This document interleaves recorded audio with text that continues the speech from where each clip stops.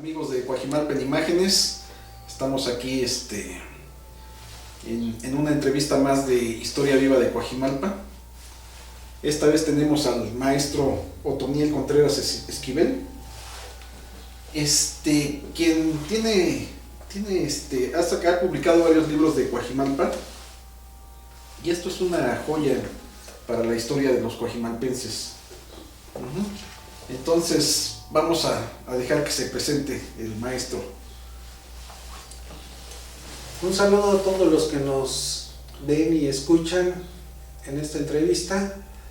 Vamos a tratar la historia de Coajimalpa.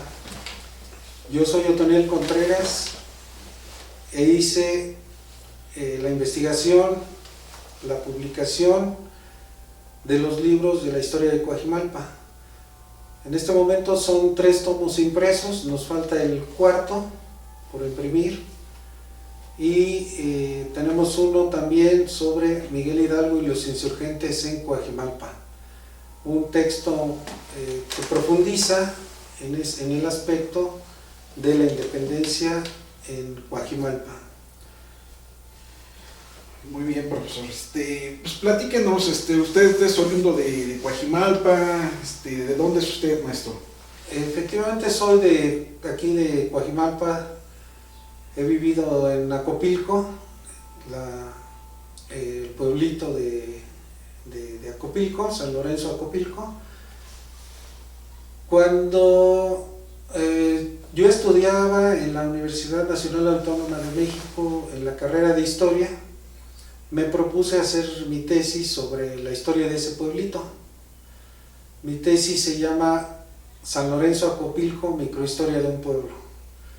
Me titulé por allá por el año de 1994 y a raíz de ese texto de la tesis hice un libro sobre la historia de Acopilco. Esa fue mi primera obra. Fue un texto que se imprimió por parte de los comuneros de Acopilco y se repartió gratuitamente entre la población. A continuación me aboqué a hacer la historia de Coajimalpa, y a raíz de eso hicimos el primer libro, que es que se titula Miguel Hidalgo y los insurgentes en Coajimalpa, 1810. En esta obra me fui al Archivo General de la Nación, busqué documentos referentes a este tema. Eran los años del 2008. Se acercaba el bicentenario de la independencia, y por lo tanto para mí era importantísimo que saliera poquito antes de esa fecha y darlo a conocer entre los coajimalpenses, para que se enorgullecieran de lo que pasó hace 200 años en nuestra comunidad. Tiene muchos datos del Archivo General de la Nación y viene a complementar lo que en aquel momento debió de suceder, que es el recorrido de las fuerzas insurgentes a lo largo del movimiento de independencia. Debieron de iniciar en Guanajuato un recorrido que pasaría por Michoacán, por Toluca, y llegaría aquí a Coajimalpa. Ese era el pináculo de este proyecto, que tenían como idea que se concentrara aquí un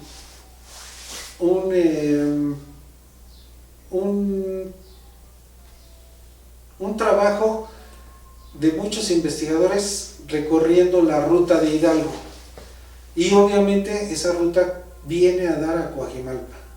Entonces este libro trata precisamente de eso, de cómo pasó esos 3 días Coajimalpa vestido con las fuerzas de los insurgentes, y obviamente el paso de Miguel Hidalgo aquí en nuestro Coajimalpa. ¿Qué pasó esos días?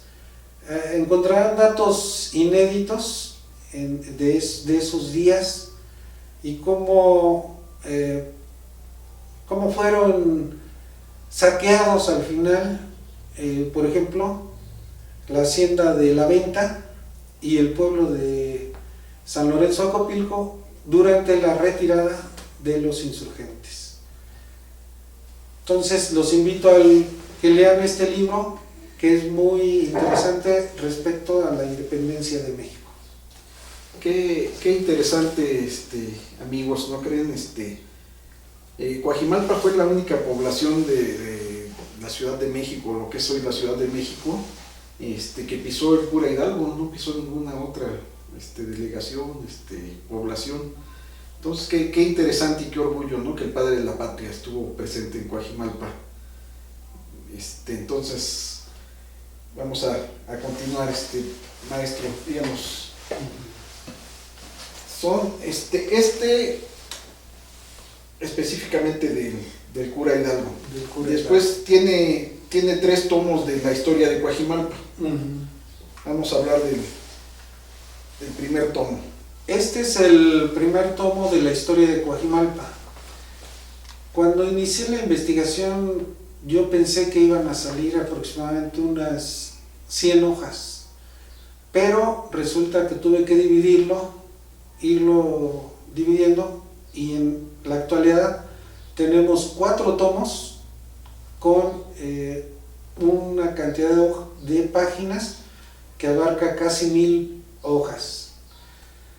Para hacer este libro, que es el tomo 1, tuve que... no hay fuentes, no hay datos en algunos otros libros. Por ejemplo, los cronistas indígenas que quedaron después de la conquista de México escribieron varios libros que hoy publicados abarcan 1000 páginas cada uno, pero dentro de esos encontramos, por ejemplo, en Iztlizóchitl 2 tomos que serían casi 1500 páginas, una sola referencia donde dice: los aztecas toman Tlaltenango. Y eso es todo lo que existe como referencia indígena en este caso, de Coajimalpa. Son pocos los datos que hay así. Otro, tenemos la matrícula de tributos, la cual nos daría 2 referencias. Una, sabemos que el emperador azteca Ixcoatl tomó Coajimalpa, eso lo sabemos. Segundo dato que nos deriva de la misma página, sabemos el logotipo de Coajimalpa. Los aztecas dejaron en ese documento el logotipo de Coajimalpa, que es el árbol tirado con una hacha de cobre en señal de que lo están labrando. Este es un símbolo azteca que está en la matrícula de tributos. No hay más texto. Con esa referencia de Tlaltenango, con estas 2 de Coajimalpa, con una leyenda que existe en torno al emperador Copil, un príncipe Copil de Malinalco, en Acopilco, ¿verdad? Y son las 4 referencias que tenemos, más 2 o 3 páginas del Códice de Coajimalpa, aunque ese documento también es colonial. Entonces, en pocas palabras, tenemos 5 referencias únicamente de la zona, y con esas referencias tuvimos que crear recrear la historia de Coajimalpa a partir de esas 5 referencias nada más. Entonces, este libro nos habla de cómo surgen los pueblos de Coajimalpa. Hubo un tiempo en el que Coajimalpa eran 8 pueblos. Cuando digo pueblo, hablo de una comunidad y sus linderos, sus tierras. Obviamente, sus vecinos es otra comunidad con otros linderos y sus tierras. Hay un punto de línea entre los colindantes. 8 pueblos formaron en aquel tiempo poblaciones aquí en las montañas, que fue Acopilco, Coajimalpa, Tlaltenango, Xochiac, Ameyalco, Chantepec, que hoy es Santa Lucía, Ocotepec y Chimalpa. Pensemos en una división en 8 zonas de las montañas y cómo cada pueblito tuvo una población diferente. Por ejemplo, Acopilco surge con los malinalcas. Coajimalpa era del dominio de Tacuba, tepanecas. En el Tlaltenango llegan los de Coyoacán, y como Coyoacán se establece ahí en Tlaltenango. Parece que los de Santa Rosa y Ameyalco llegaron de otros lados de la Cuenca de México, como que pidieron tierras. Coyoacán les accede a dar tierras y los ubica en Xochiac, en Ameyalco, ¿verdad? Y más abajo, Santa Lucía, que es Chantepec, quedaría como una población intermedia entre Tlaltenango y Coyoacán, o Mixcoac. Y más abajo, Ocotepec, que es San Bernabé a Pipilushuasco, son las 8 poblaciones que en aquel momento, en la época indígena, vivían aquí en la montaña, y posteriormente cada una vivía independiente, pero posteriormente se unifican y forman Coajimalpa. De eso se trata este libro, el origen de los pueblos coajimalpenses. A partir, nuevamente les digo, de 5 datos que están a la vista de todos, ¿verdad? Pero que se tuvieron que traducir en una serie de explicaciones que nos pudieran dar a entender cómo surgieron cada uno de estos pueblos. Sí, qué interesante, maestro.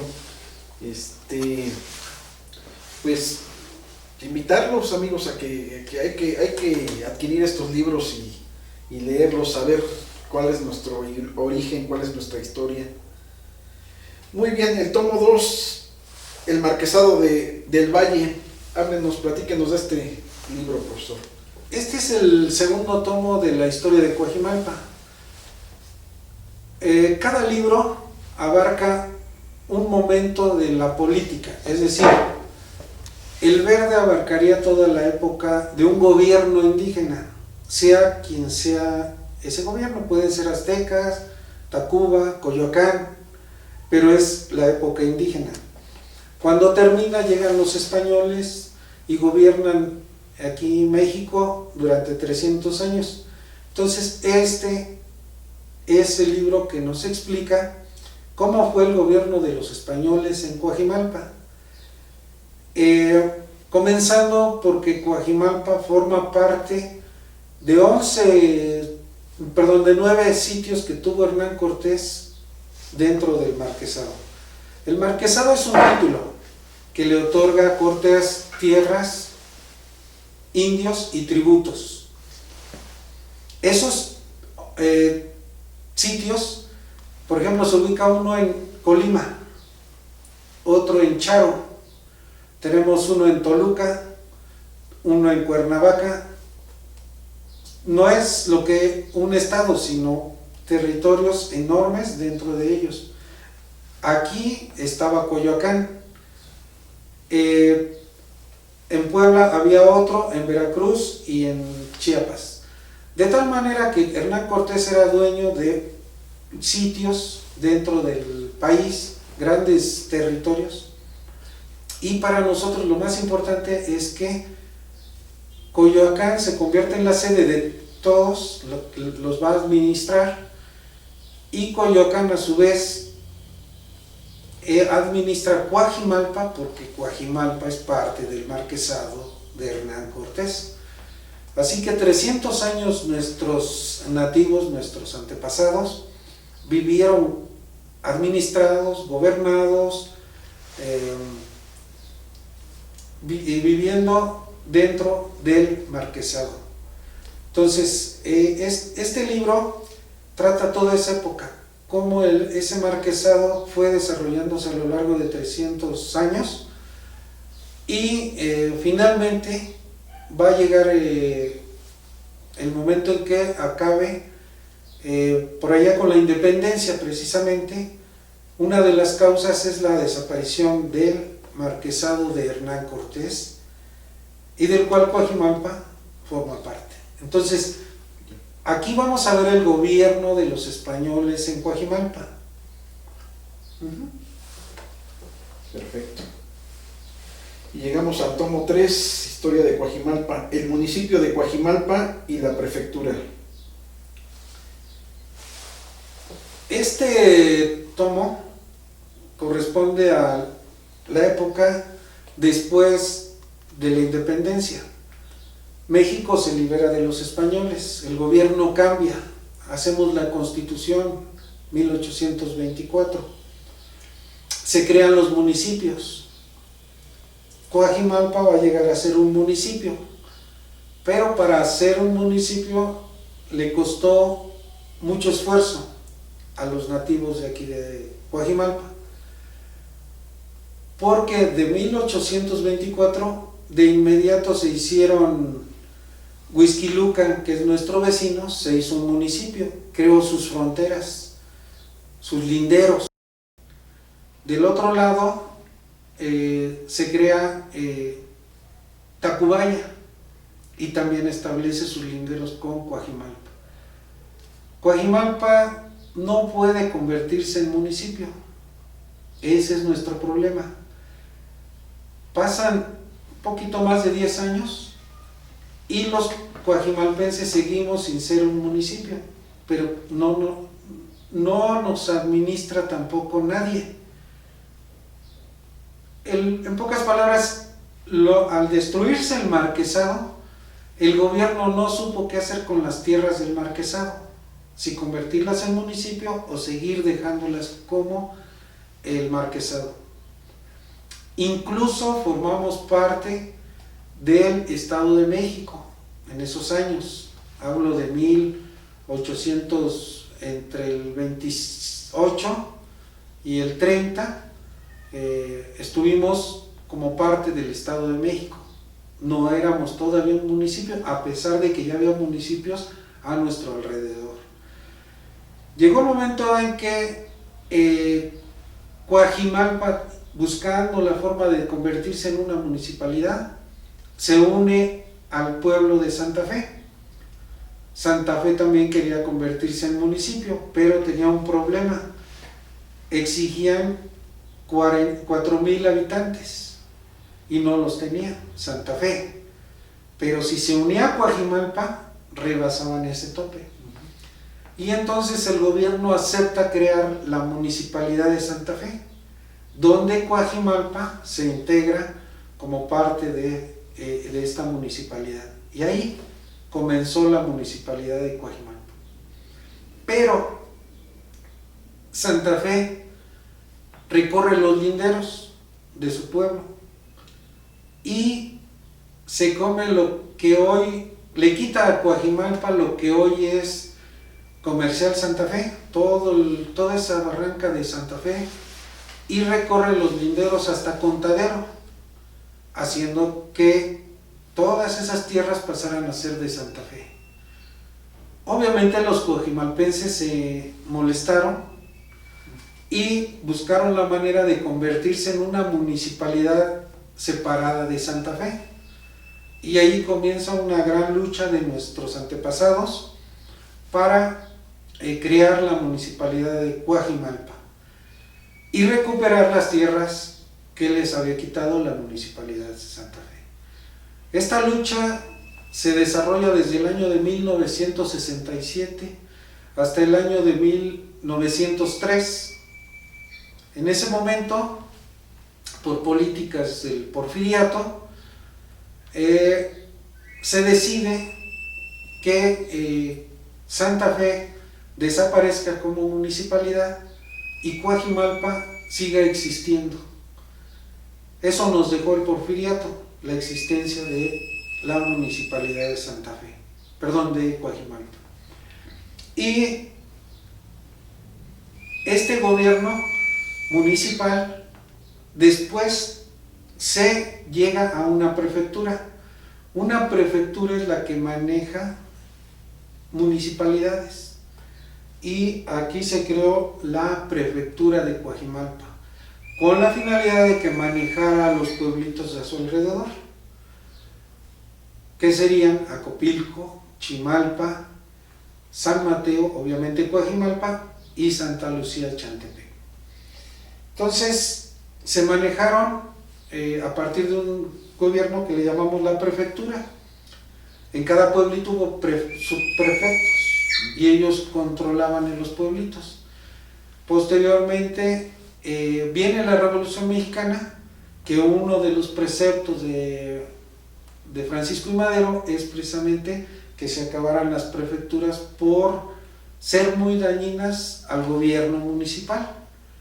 Y con la Revolución Mexicana desaparece la prefectura de Coajimalpa, regresamos a la municipalidad hasta el año de 1929, donde el gobierno de México crea las delegaciones, y ese sería el cuarto tomo, que no lo tenemos todavía porque el texto ya está hecho.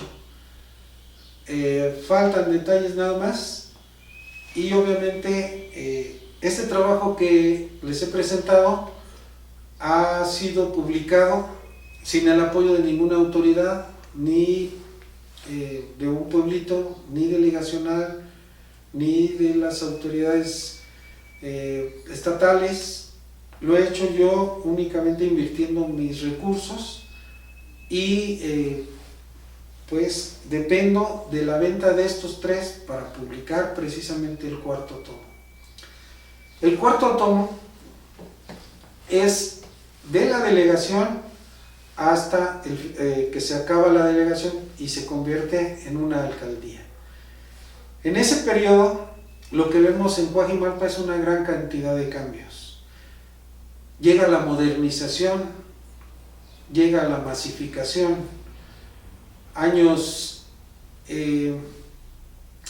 Bueno, antes de llegar a eso de la masificación, pensemos que el gobierno de la delegación surge y crea sus nueva forma de gobierno, es decir, crea la delegación que tenemos actualmente. Anteriormente tuvimos otro edificio que estaba enfrente, del cual hay fotos antiguas, pero surge el nuevo edificio por allá por los años 60. También surge el mercado, surgen centros de salud. Coajimalpa se va modernizando en esa época de los 60. del presidente Adolfo López Mateos. Adolfo López Mateos inauguró varias escuelas aquí en México, en Coajimalpa.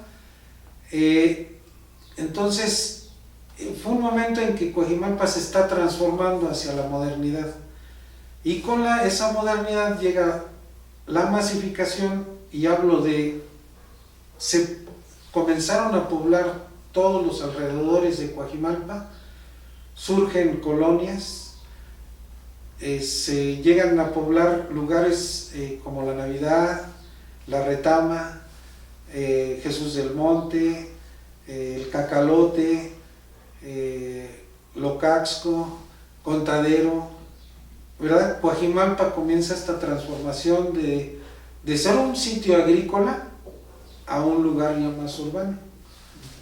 Entonces, de eso va a tratar el cuarto tomo, más cómo se fue desarrollando todo el proceso que vemos en Santa Fe.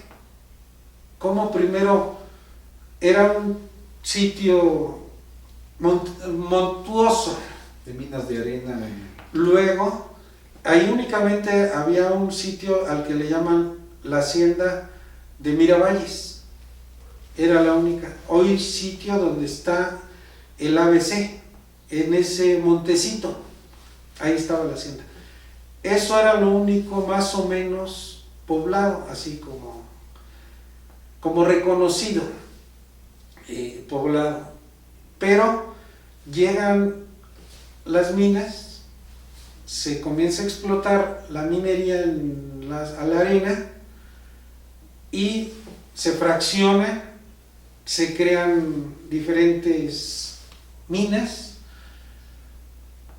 La arena sirvió obviamente para todo mundo, pero también fue usada en la construcción del Estadio Azteca, se llevaba hasta allá, ¿sí? Entonces hubo construcciones en los años 70 también para la Olimpiada, que salió de ese lugar de que serían las minas de arena.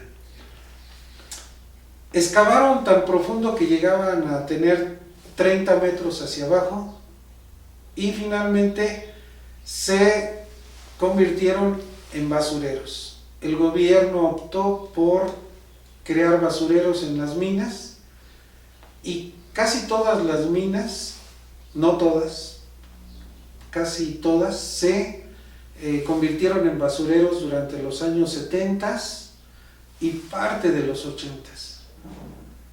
Pero hay muchos proyectos en esos lugares. Se pensó hacer una cárcel, un cerezo, se echaron para atrás. Se pensó que hicieran una zona exclusiva para gente rica, pero no quisieron los ricos invertir, se echó para atrás el negocio. Y a raíz del sismo del 85, López Portillo ya había acordado con darles a la Ibero un terreno por que construyeran ahí un nuevo edificio, una nueva escuela, un nuevo plantel, y se construye la Ibero junto a los basureros, incluso encima del basurero. Con el presidente Miguel de la Madrid, ¿no? Ya él lo termina. Sí, lo culmina ya en posterior al sismo. Posterior al sismo, sí. Fue un sismo anterior al 85 que dañó el edificio de la Ibero. Entonces, para ese momento ya les habían dado el terreno. Ya estaban construyendo para el 85 los primeros edificios. Entonces, posteriormente viene la urbanización.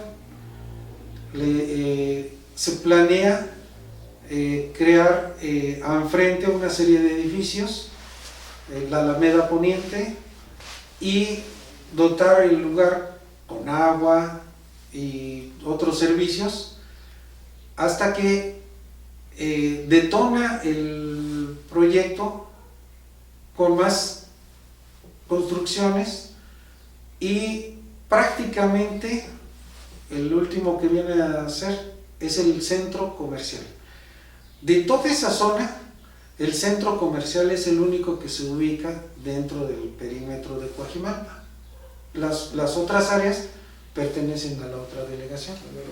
¿Sí? Las tomamos como nuestras porque son parte de terrenos que alguna vez fueron coajimalpenses, pero en realidad políticamente lo único que pertenece a Coajimalpa es el área que está el centro comercial y hacia arriba, hacia y ahora recientemente pues el Parque La Mexicana, ¿no? Que está que eran las minas de arena La Mexicana. Entonces ahí vamos a descubrir cómo fue este proceso de poblamiento, de urbanización de toda esta zona, y cómo la delegación participa también en ello, en los proyectos. Hay otro asunto que es importante, en los años 80 se crea un lugar, una zona que se llama SEDEC, zona exclusiva. Comenzó donde hoy es el 13 enfrente, el gobierno crea la SEDEC, pero, y ponen ahí edificios, pero esta SEDEC fue creciendo en territorio de Álvaro Obregón, y más tarde entra a Coajimalpa. Entonces, todo el comercial Santa Fe está dentro de un territorio que ellos les llaman, el gobierno, la SEDEC, zona exclusiva para gente rica. Entonces, la SEDEC se expande hacia la barranca de los Helechos y toma tierras de San Mateo. Posteriormente, esa SEDEC, el gobierno le da un presupuesto, quitándoselo a las delegaciones. Afortunadamente, por allá, por los años de por el 2010, los delegados de Álvaro Obregón y Coajimalpa se unen y hacen un movimiento para que el gobierno de la Ciudad de México ya no le entregue dinero a la SEDEC, sino se lo regrese a Coajimalpa. Entonces, para el año del 2012 se nos regresa un presupuesto que en ese momento era de 70 millones hacia la delegación de Coajimalpa, y hacen el gobierno que la SEDEC se plantea que ya no crezca, y casi lo mejor para nosotros coajimalpenses es que desaparezca. Si esa SEDEC sigue creciendo, se va a terminar comiendo los pueblos. Esa sería la circunstancia. Entonces, hay cosas que vienen ahí que son parte de nuestra vida de hoy, que nos hacen entender cómo es el manejo de las colonias que tenemos, de los pueblos y obviamente de la delegación. Cómo la delegación en su gobierno ha cambiado. Por ejemplo, cuando surge la delegación, se piensa que se nombren gente del pueblo coajimalpense para ser delegados.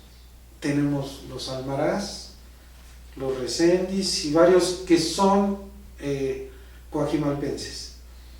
Pero los partidos políticos, y más que nada el PRI en los años 60, 70, va a optar por enviarnos delegados, gente ajena a Coajimalpa. Muchos de ellos son políticos de los estados que quieren hacer política aquí en México y nos los envía como delegados.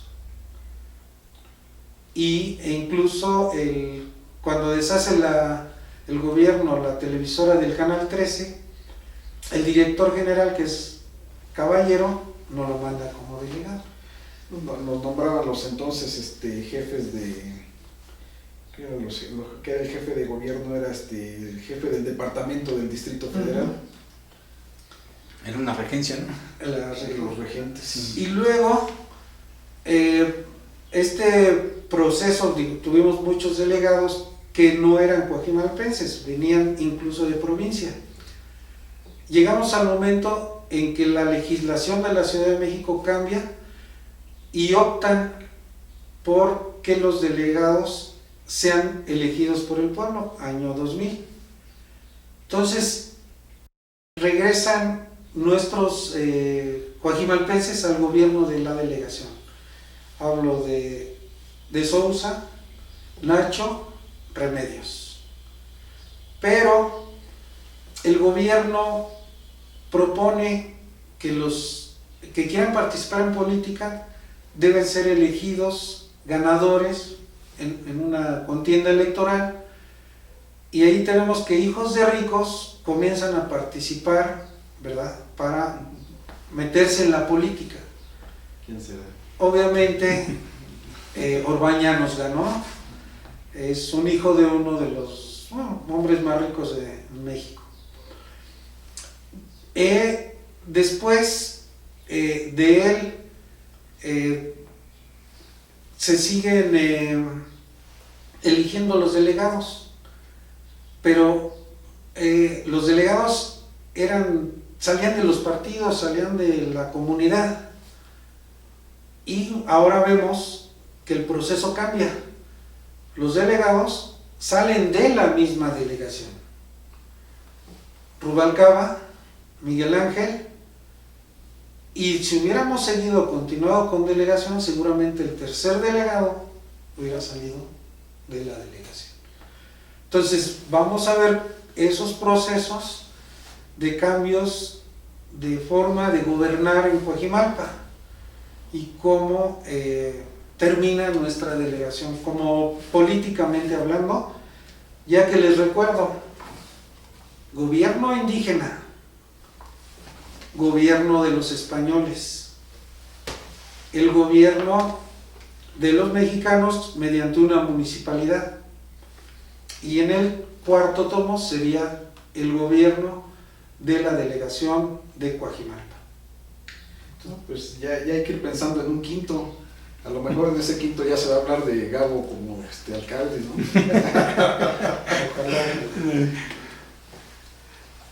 Sí, no, pues ahí yo creo que hay muchos temas para explotar, para hablar de nuestra querida Coajimalpa. Pues pues qué interesante, maestro Otoniel.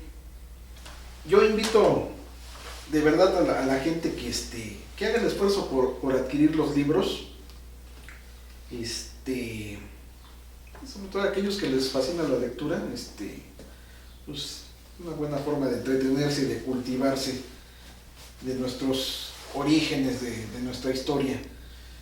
Una pregunta, maestro, ¿cuánto cuesta cada libro? Lo estamos dando en 120 pesos. Igual, 130 son baratos, y 150, debido a que tiene un poquito más de extensión en páginas, pero son baratos, no son onerosos, pero la información que van a encontrar es muy, muy interesante, cosas que no existen, cosas que no se han hablado. Para hacer estos libros hice una reunión, una recopilación. Tuve la suerte de encontrarme, ¿verdad?, que otro coajimalpense ya se había adelantado escribiendo la historia de Coajimalpa. El señor Abdías García Soto escribió este libro. Muchos de ustedes lo han de tener en su biblioteca. Es el señor Abdías García Soto. Y este señor en los años 1969, hizo una recopilación de textos que integró aquí, pero además escribió sobre los pueblos. Hizo una gran labor, muy limitado en ese tiempo, por su tiempo, no por las circunstancias de su tiempo fue muy limitada su investigación, pero muy valiosa para nosotros porque deja prueba tangible de los sucesos en esta época, en estas décadas de los años 60 en Coajimalpa. Él para mí fue una fuente que me ayudó dentro de mi investigación. Fue una persona que debemos agradecerle eso, habernos dejado, haber sentado el primer pie dejándonos mucha información de su momento. Una segunda obra que todo coajimalpense debe tener, sé que es difícil, es este librito. Este librito lo escribió un poblano que vino aquí, Historia de Coajimalpa. Lo apoyó un delegado, y por allá por el año de 1973 salió este librito de la historia de Coajimalpa. Este señor es un historiador y escribió como historiador e investigó, y tiene buenos documentos. Aquí tiene el códice de Coajimalpa, se explica y tiene otros datos muy interesantes. Me ayudó mucho en aquella época, en la época de mi investigación, porque él se adelantó sacando documentos y me los casi estarían aquí parte de ese acervo que me sirvió mucho a mí. Y otra tercera obra es esta de Testimonios sobre Coajimalpa, de Manuel Carballo, una persona, un maestro de Jalisco que llegó a vivir aquí a Contadero y que escribió este librito, como pueden ver ya maltratado por tanto uso que le doy, pero escribió este librito.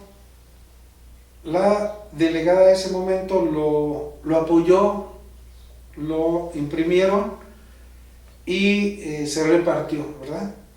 Entonces, este es el tercero. Carballo lo que hace muy bien es reunir varios textos que hablan sobre Coajimalpa, ¿verdad? Y concentrarlos todos en este libro. E igualmente para nosotros, en mi caso como investigador, me sirvió mucho porque me ahorró la ida a tantos libros, sino que aquí ya viene condensado un listado de libritos que hablan sobre Coajimalpa.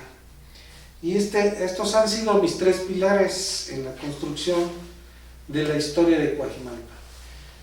Lo demás son el Códice de Coajimalpa. Fui una persona que iba al Archivo General de la Nación, lo consulté varias veces, lo tuve en mis manos. Desgraciadamente por ahí hubo una personita que llegó con un plumín y le marcó una ligera línea, y el Archivo General de la Nación lo retiró del acervo por esa rayita que le pusieron.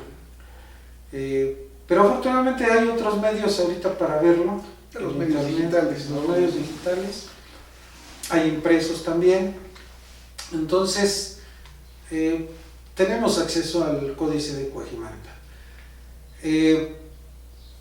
Otras fuentes han sido los cronistas indígenas, Chimalpain, Iztlizóchitl, Tezosomo, los escritores de la época indígena y sobre todo también de la colonia, que eran sacerdotes, Sagún, Motolinia y todos, y la siguiente generación del siglo XIX que investigó toda esa época. Entonces hay fuentes que nos permiten ir vislumbrando cómo fue este acontecer de Coajimalpa. En el Archivo General de la Nación, muchos documentos en ramo tierras, indígenas, aguas, donde nos hablan de la problemática que vive Coajimalpa en diferentes épocas. Hay peticiones de omisión de tributos que tiene que entregar Coajimalpa hacia el marquesado, precisamente por cuestiones climáticas. Hay un documento, por ejemplo, donde dice sobre las escuelas.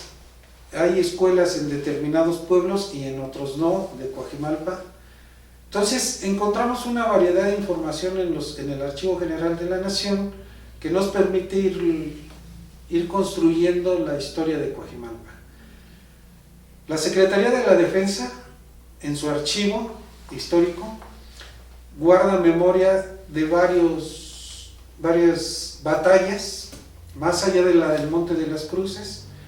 Tenemos en la Reforma, en la intervención francesa, en la Revolución, el zapatismo. Entonces hay mucho documento en la Secretaría de la Defensa Nacional. De ahí también extraje. Les voy a comentar uno que me pareció muy interesante. Allá en el año de 1867 existía en Coajimalpa un batallón. Se juntó la gente y crearon un batallón, así se conoce, Batallón de San Pedro. Este batallón existía, indudablemente, formado por los nativos coajimalpenses. No tengo el listado, no existe, bueno, no hay el listado, pero tenemos una reunión que se hizo de coajimalpenses donde cada uno puso su nombre. Supongo que de esa reunión se derivó el batallón. El caso es que estando los conservadores en Tacubaya, el general conservador pide que el batallón de San Pedro baje a Tacubaya para integrarse a las tropas conservadoras y ya irse a pelear en cualquier parte del país, ¿verdad? Pero afortunadamente en ese momento nuestro presidente municipal, el primero, hizo una petición al gobierno de la Ciudad de México, en este caso gobernaba Benito Juárez, donde pide la omisión a que este batallón baje a Tacubaya, porque alegando que Coajimalpa es liberal y que lo que me están pidiendo el batallón son conservadores. Entonces, al final, Benito Juárez regresa una orden que dice que el batallón de coajimalpenses, el batallón de San Pedro, no se integre a las tropas que están en Tacubaya. Con eso se salvaron en aquel tiempo muchos coajimalpenses de andar en las batallas de aquella época entre conservadores y liberales. Y ese documento está en la Secretaría de la Defensa Nacional. Qué interesante. Y como eso hay mucha información de la cual nadie había hablado hasta este momento, que la pueden encontrar en estos libros. Perfecto, pues adquirir los libros, amigos, van a disfrutar, a descubrir cosas interesantes. Sí, la lectura siempre es un placer, ¿no? Hay que leer, hay que cultivarnos. Maestro Toniel, más allá de su obra, de los libros, ¿alguna anécdota de niño? Usted me dice que llegó a los 7 años aquí a San Lorenzo Acopilco. ¿Qué recuerda de su niñez? ¿Qué lo marcó? ¿Qué le gustaba? ¿Qué jugaban en esa época? Bueno, llegué a vivir a Acopilco a los 7 años. Hoy me doy cuenta cómo era la situación. Casi toda la gente joven y adulta salía a trabajar. Entonces en realidad andábamos muchos jovencillos, niños, ahí en el pueblo, a manera de libres, y podíamos ir hacia muchos lugares. Y así rápidamente encontrábamos mucho espacio, mucho terreno, llanos, así a veces empastaditos, y lo único que nos preocupaba era llevar una pelota y jugar. Había chicos que los mandaban a cuidar sus ovejas, ¿verdad? Y estaban ahí sus ovejas en la milpa, en el monte o a un ladito, y nosotros siempre jugando. Había muchas canchitas que inventamos para jugar fútbol. Entonces fuimos una generación que salía de su pueblo con la seguridad y encontraba muchos lugares atractivos para jugar, pasear, en fin. Había sitios donde echábamos en carritos, los famosos carritos de los valeros. Carritos de valeros. Fue una niñez muy divertida.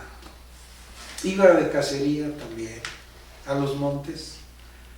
A veces regresaba uno con un conejo, una ardilla. Había sitios para donde distraerse sanamente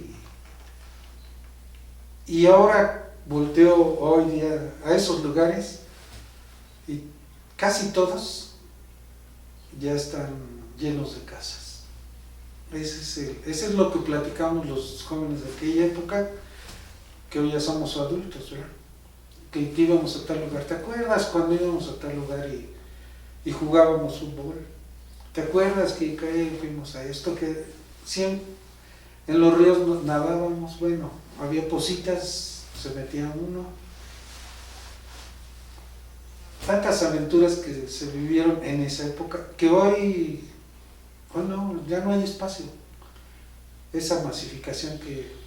Espacio y seguridad, pues, como dice usted, en ese tiempo pues no había inseguridad, no había secuestros, no había nada de eso. Bueno, yo lo sabía, pero muy escasamente.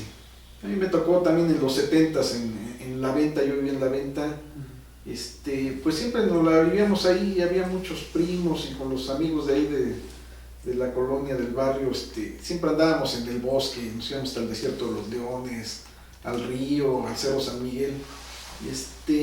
No sabíamos, sobre todo en la época de las vacaciones largas de 2 meses, y pues nos íbamos a nuestro lunch, todo, ya regresábamos en la tarde y los papás pues estaban tranquilos, sabían que no había esa inseguridad y la pasaba uno como niño fabuloso, fueron buenas épocas, ¿cómo no?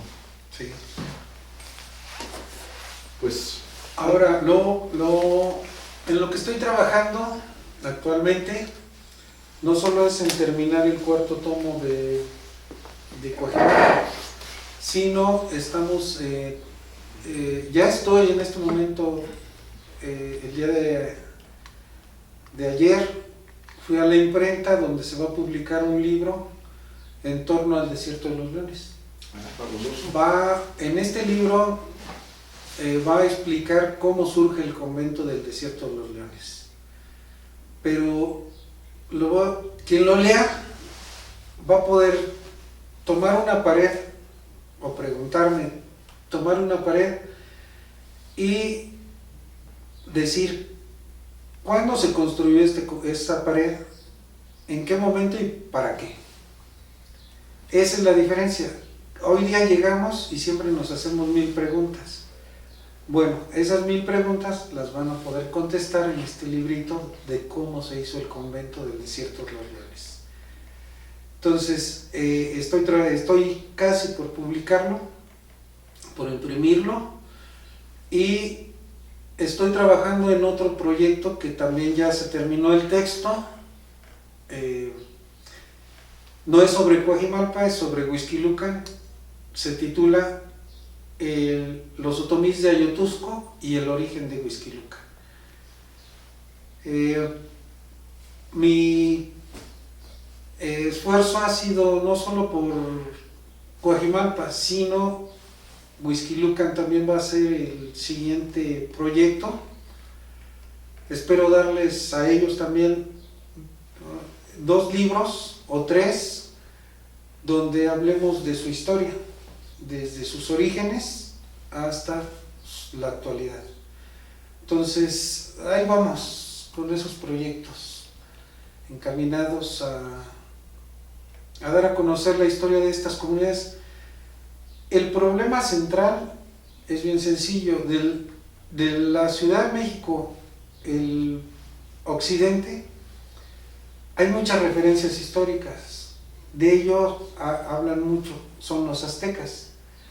Pero de acá de las montañas del poniente casi no hay referencias.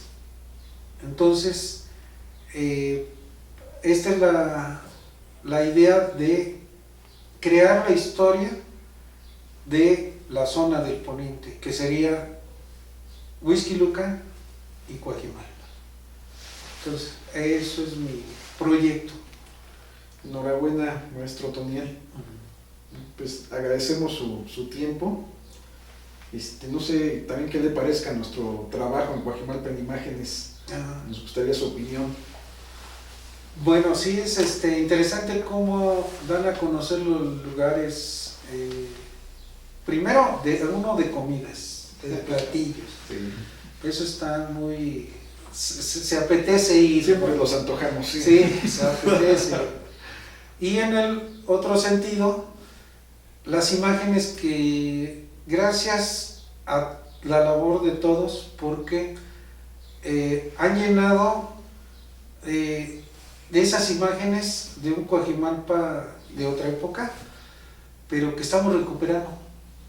Y que he visto que alguien, es que yo tenía esta y la publica. Qué bueno, porque eso enriquece la visión del Coajimalpa de antaño. Así es. Y siempre es importante mostrar, ahora sí que nuestra cara de aquella época a los demás, ¿no? Que lo vean. Es importante para las nuevas generaciones, ¿no? Por ejemplo, a mi hijo le toca ahora el Coajimalpa de la modernidad con Santa Fe, la mexicana, pero a través del grupo pues él ha visto, ¿no? También cómo era antes, cómo nosotros de niños jugábamos en los llanos, en la Ponderosa, en la Martinica, en los campos que había, todo eso es interesante que lo conozcan las nuevas generaciones. Sí. Pues muy bien. Pues amigos de Coajimalpa en Imágenes, yo los invito, a través del grupo vamos a poner ahí los datos del maestro Toniel para que puedan adquirir el libro. Ahorita platicamos aquí con el maestro si para los amigos del grupo va a haber algún descuento o qué, vamos a negociarle. Ajá. Por el momento lo pueden adquirir en la avenida Veracruz 149 aquí en Coajimalpa.